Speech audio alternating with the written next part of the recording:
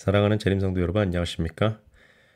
하늘 가나안을 향하여 오늘도 순례길을 가시는 여러분의 하루에 하나님의 보호하심이 함께 하시기를 주의 이름으로 축원합니다. 오늘부터 우리는 출애굽기 교과 제12과 여호와의 영광을 보이소서라는 제목으로 함께 살펴볼 것입니다. 우리 첫째 날 공부를 기도하시고 시작하도록 하겠습니다. 은혜로우신 우리들의 아버지 하나님, 새로운 한 주가 시작되었습니다. 오늘부터 함께 12과를 공부할 때에 저희에게 지혜를 주시고 모세에게 보이신 하나님의 영광이 무엇인지 함께 깨닫고 우리의 삶을 통하여 영광을 나타내는 주의 백성들 되도록 우리의 삶에 함께하여 주시옵소서. 성령 충만한 시간 되도록 역사하시며 단순히 우리가 지식적으로만 자라는 것이 아니라 삶의 변화로 나타나도록 도와주옵소서. 이 시간 우리 마음에 새로운 결심이 있기를 간절히 바라오며 예수 그리스도의 이름으로 기도드리옵나이다. 아멘. 우리 함께 12과의 기억절 출애굽기 34장 6절과 7절의 말씀을 읽도록 하겠습니다. 여호와께서 그의 앞으로 지나시며 선포하시되 여호와라 여호와라 자비롭고 은혜롭고 노하기를 더디하고 인자와 진실이 많은 하나님이라. 인자를 1000대까지 베풀며 악과 과실과 죄를 용서하리라. 그러나 벌을 면제하지는 아니하고 아버지의 악행을 자손 3, 4대까지 보응하리라. 우리는 하나님의 자녀입니다. 하나님의 자녀라는 말은 하나님을 아버지로 모시고 살며 그분의 가르침에 따라 자라가야 한다는 뜻입니다. 베드로후서 3장 18절에 다음과 같이 말씀하고 있습니다. 오직 우리 주, 곧 구주 예수 그리스도의 은혜와 그를 아는 지식에서 자라가라. 영광이 이제와 영원한 날까지 그에게 있을지어다. 그렇습니다. 우리의 하루는 그분께서 허락하신 은혜 아래 이루어지는 것이고 주님과 함께 지내는 날이 길어질수록 그분을 아는 경험적 지식에서도 매일 자라가야 한다는 것입니다. 이것이 당연하다는 것을 기억하셔야 합니다. 오늘 우리는 출애굽기 33장, 34장을 통해서 모세가 하나님 안에서 자라가는 모습을 보게 될 것입니다.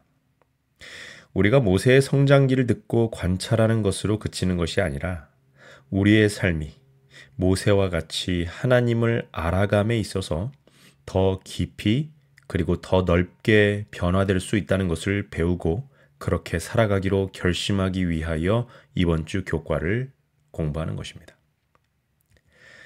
그러면 이제 함께 이번 주 교과의 학습 목표를 살펴보시고 첫째 날 일요일 공부를 시작하도록 하겠습니다. 깨닫기입니다.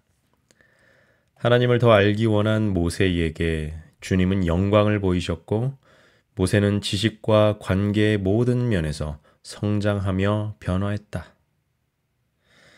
하나님을 더 깊이 만나고 알기 원했던 모세에게 하나님께서는 그분의 영광을 보여주시고 모세는 이 경험을 통하여 하나님과 관계에 있어서 더욱 성숙하게 되었다는 것입니다. 우리도 마찬가지겠죠. 우리의 마음 가운데에 하나님을 더욱 깊이 만나고 알게 되기를 원하는 갈망이 있기를 간절히 바랍니다. 느끼기를 보겠습니다.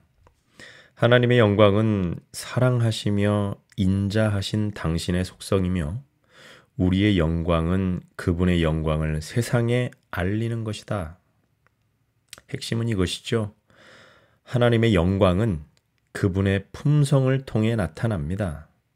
자비롭고 은혜로우신 그분의 속성이 그분의 영광으로 나타나게 된 것이고 우리 그리스도인들에게 있어서 영광이란 하나님의 품성을 우리의 삶을 통해 세상 사람들에게 비칠 때 나타나는 것입니다.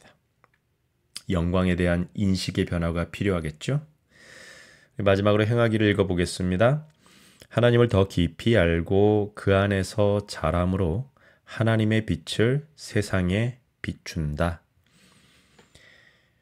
여러분 항상 학습 목표에서 가장 핵심적인 부분은 행하기라는 것을 기억해야 합니다. 우리가 안식일 학교 학생으로 매일 교과를 공부하고 매 안식일마다 성도들이 모여서 함께 나누고 가르치고 배우는 이유는 무엇인가? 바로 우리의 삶에 변화가 있기를 바라시는 하나님의 뜻을 실천하기 위해서입니다.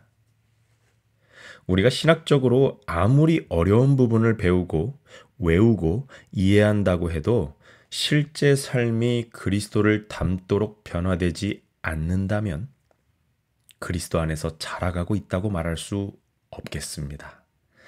특별히 오늘 배우는 내용의 핵심, 하나님의 자녀, 하나님과 동행하는 우리는 그분 안에서 반드시 때에 맞게 성장해야 한다는 것을 기억한다면 여러분도 이 교과에서 제안하는 행하기를 꼭 실천하기로 결심하시기를 간절히 바랍니다. 하나님을 더 깊이 알기로 결심하시고 그분 안에서 자라나셔서 하나님의 영광, 그분의 복음의 빛을 세상에 비추게 되는 하나님의 자녀들이 되었으면 참 좋겠습니다. 우리 한 장 넘겨서 164페이지 첫째 날 제목을 보시겠습니다. 만남의 회막이라는 제목으로 일요일 내용을 살펴보도록 하겠습니다. 먼저 출애굽기 33장 7절부터 11절의 말씀을 함께 봅니다. 모세가 항상 장막을 취하여 진 밖에 쳐서 진과 멀리 떠나게 하고 회막이라 이름하니 여호와를 앙모하는 자는 다 진 바깥 회막으로 나아가며 모세가 회막으로 나아갈 때에는 백성이 다 일어나 자기 장막 문에 서서 모세가 회막에 들어가기까지 바라보며 모세가 회막에 들어갈 때에 구름 기둥이 내려 회막 문에 서며 여호와께서 모세와 말씀하시니 모든 백성이 회막 문에 구름 기둥이 서 있는 것을 보고 다 일어나 각기 장막 문에 서서 예배하며 사람이 자기의 친구와 이야기함 같이 여호와께서는 모세와 대면하여 말씀하시며 모세는 진으로 돌아오나 눈의 아들 젊은 수종자 여호수아는 회막을 떠나지 아니하니라. 이스라엘 백성들은 하나님의 인도하심을 따라 광야에서 행할 때에 그들은요 하나님께서 그들 중에 거할 성소 즉 성막을 짓게 되었다는 것을 우리는 이미 공부했습니다. 물론 우리가 2주 전에 배웠지만 하나님께서는 성막, 성소에 국한되어서 존재하시는 분이 아니라는 것을 우리는 알고 있죠. 오늘 출애굽기 33장에 나타나고 있는 이 회막, 여기서 기록하고 있는 이 회막은 성소, 지성소, 뜰이 있는 성막과는 전혀 다른 것입니다. 하나님께서 만남을 위하여 특별히 모세에게 만들게 하셨고 성막은 진영의 한 가운데에 있었던 반면에 이 만남의 회막은 진영 밖에 위치했다는 것이죠. 모세는 만남의 회막에서 하나님과 교제하는 일을 통하여 교과 저자의 표현처럼 하나님과 우정을 쌓게 되었다는 것을 우리는 알 수 있습니다. 그래서 여러분 11절에 보시면 뭐라고 기록하고 있습니까? 사람이 자기의 친구와 이야기함 같이. 여러분 참 놀라운 모습이기도 하고 한편으로 부럽기도 합니다. 하나님과 얼마나 자주 또 얼마나 깊이 대화를 해야 이런 우정을 만들 수 있을까요? 사실 모세는요, 이스라엘 백성들을 애굽에서 이끌고 광야로 나오기 전부터 하나님과 개인적인 깊은 교제를 나눴던 사람이었습니다.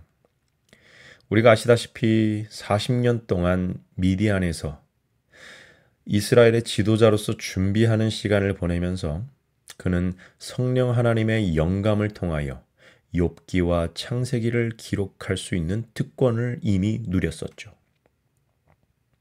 그리고 하나님께서 부족한 자신을 어떻게 준비시키시고 세우시고 사용하시는지 직접 경험하며 또 목도했기 때문에 그는 하나님과 마음을 나누는 사이, 즉 친구처럼 대화가 가능해졌다는 것을 우리는 알 수 있습니다. 하나님께서는 그런 모세를 신실한 하나님의 종으로 어두운 세상에서도 밝게 빛나는 빛으로, 그리고 모든 선지자들의 모범 선지자로 세워주셨다는 것을 보게 되는 것이죠. 여러분 가지신 교과 165페이지 묵상의 질문은 우리에게 이렇게 묻고 있습니다. 당신이 하나님과 동행하는 가운데 하나님께서 당신의 삶에서 얼마나 강력하게 역사하시는지를 깨닫게 된 전환점은 어떤 일이었습니까? 이 시간 한번 여러분도 생각해 보시기를 바랍니다. 나는 과연 하나님과 얼마나 친한가? 나의 삶을 온전히 하나님께 바칠 수 있도록 내 삶을 이끄셨던 그 경험이 언제 있었는가? 나는 그분의 개입하심을 경험하고 그 이후에 어떤 삶을 살아가고 있는가? 분명 우리 하나님께서는 우리와 가까이 교제하고 싶어 하시는데 우리는 과연 그분의 초청에 합당하게 응하며 살았는지 생각해 볼 필요가 있겠죠. 여러분, 예수님께서는 우리를 향하여 친구라고 불러주셨습니다. 스가랴 13장 6절입니다. 어떤 사람이 그에게 묻기를 내 두 팔 사이에 있는 상처는 어찌 됨이냐 하면 대답하기를 이는 나의 친구의 집에서 받은 상처라 하리라. 요한복음 15장 13절에서도 이렇게 말씀하셨죠. 사람이 친구를 위하여 자기 목숨을 버리면 이보다 더 큰 사랑이 없나니. 우리를 친구라고 불러주시고 친구된 우리를 위하여 목숨을 버리시며 최고의 사랑을 보여주신 예수님을 오늘 다시 묵상해보며 그분께 감사를 드려보면 어떨까요? 저와 여러분이 각자 자기만의 만남의 회막을 가지시고 매일 하나님과 더욱 가까이 교제하며 마치 친구와 이야기하듯이 사귈 수 있다면 여러분, 그것만큼 행복한 인생이 또 어디 있겠습니까? 여러분, 교과 165페이지 영감의 교훈에 기록하고 있는 치료봉사 474페이지의 인용문을 우리 함께 읽으시고 오늘 교과를 마무리하도록 하겠습니다. 목자로 일할 때 교육하심. 그의 평생 사업을 위하여 가장 귀중한 준비는 목자로서 일하는 동안에 받은 것이었다. 모세는 목자의 지팡이를 권능의 지팡이로 바꾸고 양떼를 떠나 이스라엘의 지도자가 되라는 부르심을 받았다. 하나님의 명령을 받았을 때 그는 자신이 없고 말이 느리고 수줍은 사람임을 깨닫게 되었다. 그는 하나님의 대변자가 될 수 없다는 생각 때문에 어쩔 줄을 모르게 되었다. 그러나 그는 주님을 완전히 신뢰함으로써 그 일을 수락하였다.